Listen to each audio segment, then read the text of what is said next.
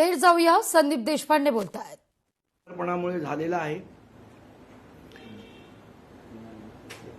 महानगरपालिकेचे कंत्राट वाटणारे जे उद्यान अधीक्षक आहेत त्यांनी टेंडर सुद्धा किती बेजबाबदार पद्धतीने काढलं हेही आम्ही दाखवून दिलं की ज्या झाडामध्ये पोकळी आहे हे आहे तिथे सिमेंट कॉन्क्रीट भरा असा अजब सल्ला त्या टेंडरमध्ये देण्यात आला. ज्याला या सगळ्या गोष्टीचं काहीही नॉलेज नाही, काही माहिती नाही, अशा माणसाला गेले 10 वर्षाच्या वर कालावधी उद्यान अधीक्षक म्हणून बसवलंय आणि त्यामुळे या सगळ्या गोष्टी घडतायत. हे सर्वजण जबाबदार आहेत त्याला, जे उद्यान अधीक्षक त्यांचे जे सहकारी तिथे वर जे बसलेले आहेत ते. आणि त्यानंतर आपल्याला माहिती असेल तर एक अहवाल आला. त्या अहवालामध्ये या सगळ्यांना क्लीन चिट देण्याचा प्रकार झाला. म्हणजे कोणीच जबाबदार नाही. फक्त कंत्राटदारावर काय 2 लाखाचा दंड आणि दुसऱ्या कंत्राटदारावर 5 लाखाचा दंड लावून हे प्रकरण मिटवण्याचा प्रयत्न हा लगेच आमची पत्रकार परिषद झाली आणि संध्याकाळी लगेच अहवाल येतो आणि हे प्रकरण दडपण्याचा प्रयत्न केला गेला. आमची ठाम मागणी होती की या संदर्भात जो अहवाल आलेला आहे तो अहवाल आम्हाला मान्य नाही, हे आम्ही त्या दिवशी सकाळीच सांगितलं. त्यानंतर सत्ताधारी पक्षाच्या लोकांनीही, अगदी महापौरांनी सुद्धा सांगितलं हा अहवाल मान्य नाही. सगळ्या महानगरपालिकेच्या नगरसेवकांनी त्याबद्दल म्हटलं की अहवाल मान्य नाही.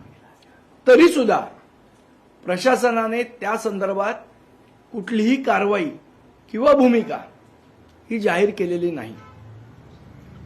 त्यामुळे या सगळ्या गैरप्रकाराबद्दल, या सगळ्या असंवेदनशील वागण्याबद्दल महानगरपालिका प्रशासनाच्या विरोधात महाराष्ट्र नवनिर्माण सेना टोकाचं आणि तीव्र आंदोलन करेल. पुढच्या आठवड्यापर्यंत आम्ही त्यांना वेळ देतोय. सोमवार मंगळवारपर्यंत आम्ही त्यांना वेळ देऊ. तोपर्यंत जर याच्यावर कारवाई झाली नाही तर महाराष्ट्र नवनिर्माण सेना या संदर्भात टोकाचं आणि तीव्र आंदोलन करेल आणि त्याची सर्वस्वी जबाबदारी ही महानगरपालिका प्रशासनाची असेल. पण महानगरपालिका आयुक्त अजूनही माघार घ्यायला तयार नाही आहे.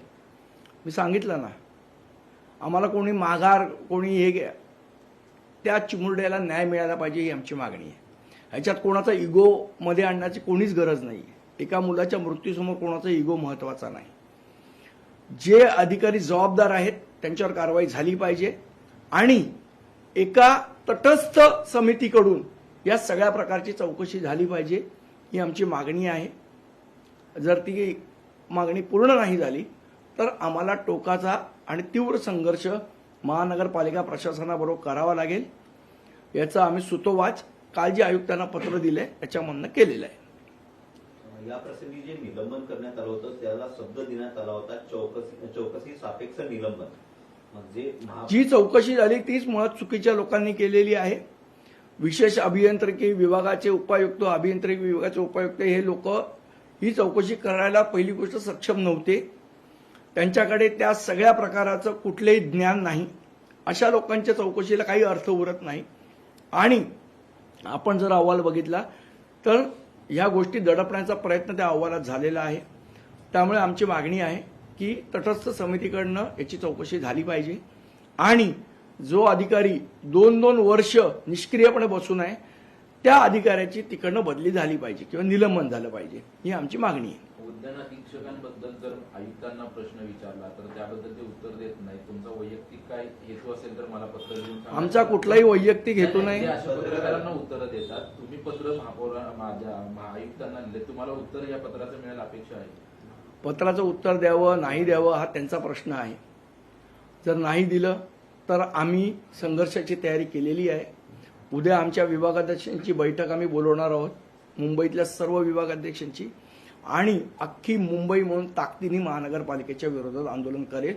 ते आंदोलन कशा पद्धतीचं असेल, कसं असेल याची दिशा ठरवण्यासाठी उद्या विभागाध्यक्षांची आम्ही बैठक बोलवू आणि त्यामध्ये पुढची आमची रणनीती ठरवू आंदोलनासंदर्भातली. राज्य सरकार उद्यान समितीला देखील याबाबत माहिती असणं अपेक्षित होतं, मात्र उद्यान समितीचे अध्यक्ष आहेत त्या म्हणतात की माझ्यापर्यंत अहवाल आलाच नाही आणि मला माहिती देखील नाही. मला तर वाटतं जर नगरसेवकांचाच वचक नसेल तर ते दुर्दैव आहे. त्यांना का अहवाल आला नाही याचा जाब त्यांनी विचारला पाहिजे. या प्रकरणात राज्य सरकारचं काही वरद हस्त आहे का आयुक्तांना असं वाटतंय? नाही, मला कल्पना नाही, माझा असा कुठला आरोप नाही, पण आयुक्त हे प्रशासनाचे प्रमुख आहेत, त्यामुळे त्यांनी त्यांची जबाबदारी पार पाडली पाहिजे. याच्या शासनाने सांगू किंवा न सांगू त्यांना. महापौरांनी फक्त म्हणलेत की मला अहवाल मान्य नाही, त्याच्यानंतर पुढे कोणतीच पावलं उचलली एक्झॅक्टली आमचं म्हणणं आहे की जेव्हा महापौर सांगतायत, सगळे नगरसेवक सांगतात हा अहवाल मान्य नाही, विरोधी पक्ष नेते पण सगळेच नगरसेवक ना, 327 नगरसेवक आणि अख्खी मुंबई सांगते की हा अहवाल मान्य नाही. असं असून सुद्धा त्याच्यावर काय पुढची भूमिका आहे प्रशासनाची ही कुठेही त्यांनी स्पष्ट केली नाही. फक्त गप्प बसून राहायचं आणि इग्नोर करायचं ही असंवेदनशीलता चालणार नाही. अजूनही असं वाटतंय का एवढी मोठी घटना झाल्यानंतर ज्या पद्धतीने म्हणत होते की ऑडिट करणं, झाडांच्या फांद्या कापल्या गेल्या पाहिजे वेळेवर, पाऊस थोडासा अहो, याच्यासाठी तुम्हाला त्याची ठोस पावलं उचलता नाही आपल्याला दिसत नाही की काय करणार आहे. हे करणार म्हणजे काय करणार याचंही उत्तर नाही. त्यामुळे मला असं वाटतं की जर प्रशासनाला पत्रांद्वारे, विनंत्यांद्वारे, सभागृहामध्ये चर्चा करून पण जाग येत नसेल तर याच्या विरोधात आम्हाला संघर्ष छेडावा लागेल आणि तो आम्ही करू. धन्यवाद. एक वेगळा वाईट झाला फक्त रेल्वेमध्ये ना काल 3 प्रकारे 3 वेगवेगळ्या घटना घडल्या. ठाकरेमध्ये ना दोघांना एकमेकांनी घोसकलेलं आहे आणि त्याचबरोबर कड्यांनी मारहाण झाली आहे. 2 गटामध्ये मारामारीचा व्हिडिओ समोर आलाय. स्टेशनवर कोयता घेऊन धावणारा एक माणूस होता, त्यांनी दहशत पसरवली असा व्हिडिओ समोर आलाय. तर हे सगळं सेंट्रल रेल्वेवर काल 3-4 घटना एकाच दिवशी घडलेल्या पाहिजे. मला असं वाटतं रेल्वे सुरक्षा बल काय करतं. जर हे असे प्रकार घडत असतील तर लोकांची सुरक्षा हा प्रश्न ऐरणीवर येऊ शकतो. आपले खासदार जे आहेत महाराष्ट्राचे त्यांनी हा प्रश्न, मला असं वाटतं आता अधिवेशन चालू होत आहे, मुंबई रेल्वेला सर्वात जास्ती रेव्हेन्यू मिळवून देते त्या मुंबईकरांची जर सुरक्षा होत नसेल तर हा प्रश्न खासदारांनी संसदेत उचलला पाहिजे.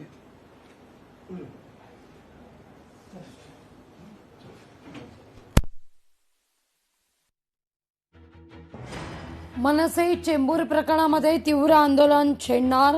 जर या सगळ्या प्रकरणामध्ये तटस्थ समितीकडून व्यवस्थित अहवाल प्राप्त झाला नाही तर पुढच्या 8 दिवसात, या काही दिवसांचा अल्टिमेटम आम्ही मनपाला देतोय, त्यानंतर पुढच्या 8 दिवसात आम्ही तीव्र आंदोलन छेडू, कठोर भूमिका घेऊ अशा शब्दात संदीप देशपांडे यांनी इशाराच दिलेला आहे.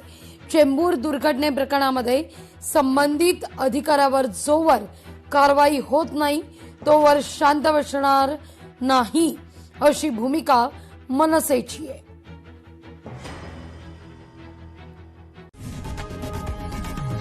लोकशाही मराठी ऐका, पहा, जागरूक रहा.